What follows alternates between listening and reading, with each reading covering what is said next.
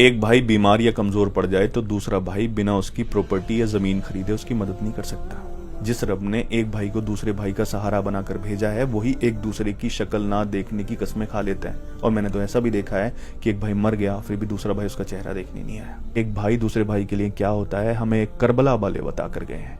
जंग की पहली रात, अगले दिन जंग थी और उससे पहली रात जो थी ना, सबको बैठाया हजरत इमाम हुसैन अलैहिस्सलाम ने और सबको बैठाकर कहा कि जिसको जाना हो वो जा सकता है। जंग छोड़कर, मेरा साथ छोड़कर जिसको जाना हो वो जा सकता है। मैं यहाँ बैठे हुए सबको जन्नत की बिसारत देता हूँ। अगर कोई छोड़कर चला भी जाएगा तो उसको जन्नत मिल जाएगी। और फिर इतना कहने के बाद जो चिराग वहां जल रहा था वो चिराग बुझा दिया ताकि लोगों को वहां से उठने में, वहां से उठकर जाने में शर्मिंदगी ना हो। थोड़ी देर बाद कहा कि अब्बास चिराग जलाओ। फिर चिराग जलाया तो कोई उठकर नहीं गया। फिर से ये बात दोहराई कि जिसको जाना हो जा सकता है, जन्नत मिलेगी उसको, मैं गवाह हूं इस बात का। फिर से चिराग बुझा दिया। थोड़ी देर बाद कहा कि अब्बास चिराग जलाओ। ये 3 बार किया, कोई भी वहां से नहीं गया। ये देखिए, हजरत इमाम हुसैन को अपने भाई हजरत अब्बास पर यह भरोसा था कि सब जा सकते हैं, मेरा भाई अब्बास नहीं जा सकता। इसलिए बार बार कहा कि अब्बास चिराग जलाओ। हजरत अब्बास जब शहीद हुए ना करबला के मैदान में, दोनों बाजू कटे हुए थे, पूरा शरीर छल्ली हुआ था तीरों से, दुश्मनों ने इतना छल्ली कर दिया था। और जब जमीन पर गिरे तो अपनी भतीजी के लिए मोहब्बत, किसके लिए पानी लेने गए थे? अपनी भाई की बेटी के लिए।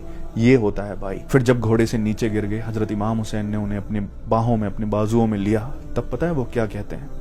वो कहते हैं कि भाई मुझे, मेरे जिस्म को यहीं दफन कर देना, वहां लेकर मत जाना। मैं शर्मिंदा हूं, अपनी भतीजी के लिए पानी नहीं ले जा सका।